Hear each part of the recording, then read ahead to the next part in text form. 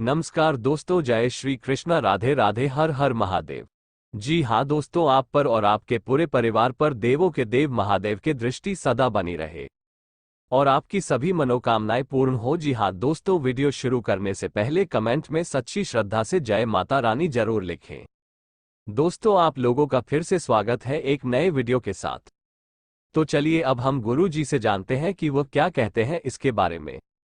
नवरात्रि में पूजा पाठ भले मत करना, लेकिन यह एक काम जरूर कर लेना, पूरे नवरात्रि का फल मिल जाएगा, यश भी। नवरात्रि में पूजा से पाठ न करने के बावजूद भी एक काम जरूर करना चाहिए। इस काम को करने से पूरे नवरात्रि का फल मिलता है और यश भी मिलता है। नवरात्रि में दुर्गा सप्तशती और रामचरितमानस का पाठ करना चाहिए। ऐसा करने से सुख से सौभाग्य का वरदान मिलता है। दुर्गा सप्तशती में 13 अध्याय हैं। दुर्गा सप्तशती का पाठ करते समय पहले कवच, अर्गला और कीलक से शुरुआत करनी चाहिए। इनके बिना ये पाठ अधूरा माना जाता है। नवरात्रि में पूजा से अर्चना के लिए शंख, सिंदूर, रोली, मौली, कपूर, धूप, लाल पुष्प या पुष्पहार, सुपारी साबुत, हल्दी की गांठ, पटरा, आसन, चौकी, पंचमेवा, जायफल, जावित्री, कमलगट्टा, नैवेद्य, बताशा, मधु, शक्कर, नारियल, गंगाजल आदि की जरूरत पड़ती है। नवरात्रि में ये काम नहीं करने चाहिए। दाढ़ी से मूंछ और बाल नहीं कटवाने चाहिए। अखंड ज्योति जला रहे हैं तो इन दिनों घर खाली छोड़कर नहीं जाएं। 9 दिन का व्रत रखने वालों को गंदे और बिना धुले कपड़े नहीं पहनने चाहिए। नवरात्रि के पहले मां शैलपुत्री की पूजा की जाती है। माता शैलपुत्री की उपासना करने से अच्छी सेहत और सुखी जीवन का आशीर्वाद मिलता है। वहीं कुंवारी कन्याओं को मनचाहा जीवन साथी की प्राप्ति होती तो मां शैलपुत्री की कृपा पाने के लिए उन्हें दूध और घी से बनी सफेद रंग की मिठाई का भोग लगाएं। नवरात्रि का दूसरा दिन से मां ब्रह्मचारिणी। नवरात्रि के दूसरे दिन मां ब्रह्मचारिणी की उपासना की जाती है। माता दुर्गा के दूसरे स्वरूप मां ब्रह्मचारिणी चीनी या गुड़ का भोग लगाएं। कहते हैं कि ऐसा करने से अकाल मृत्यु का खतरा टल जाता है। साथ ही मां ब्रह्मचारिणी लंबी आयु का भी वरदान देती है। नवरात्रि का तीसरा दिन से मां चंद्रघंटा। नवरात्रि के तीसरे दिन मां दुर्गा के चंद्रघंटा रूप की पूजा की जाती है।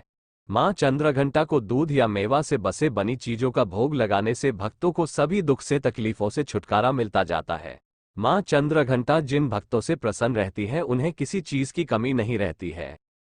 नवरात्रि का चौथा दिन से मां कुष्मांडा। नवरात्रि के चौथे दिन मां कुष्मांडा की पूजा का विधान है। इस दिन माता रानी का मालपुआ का भोग जरूर लगाएं। मालपुआ का भोग लगाने से मां कुष्मांडा बुद्धि, बल और तरक्की का आशीर्वाद देती है। नवरात्रि का 5वां दिन से मां स्कंदमाता। नवरात्रि के 5वें दिन मां स्कंदमाता की पूजा करें और उन्हें केले का भोग लगाएं। स्कंदमाता की पूजा करने से सभी सुखों की प्राप्ति होती है। नवरात्रि का 6ठा दिन से मां कात्यायनी। नवरात्रि के 6ठे दिन मां कात्यायनी की उपासना करने से व्यक्ति को किसी प्रकार का भय या डर नहीं रहता है। मां कात्यायनी को शहद या मीठा पान का भोग लगाएं। ऐसा करने से माता रानी आपकी हर इच्छा को पूरी करेगी। नवरात्रि का 7वां दिन से मां कालरात्रि। नवरात्रि के 7वें दिन मां कालरात्रि की पूजा की जाती है। मां कालरात्रि को गुड़ का भोग लगाना फलदायी होता है। माता कालरात्रि को गुड़ का भोग लगाने से घर से परिवार में मिठास बनी रहती है और नकारात्मक शक्तियां घर में प्रवेश नहीं करती हैं। नवरात्रि का 8वां दिन से मां महागौरी। नवरात्रि में अष्टमी पूजा का विशेष महत्व होता है। इस दिन लोग कन्या पूजा भी करते हैं।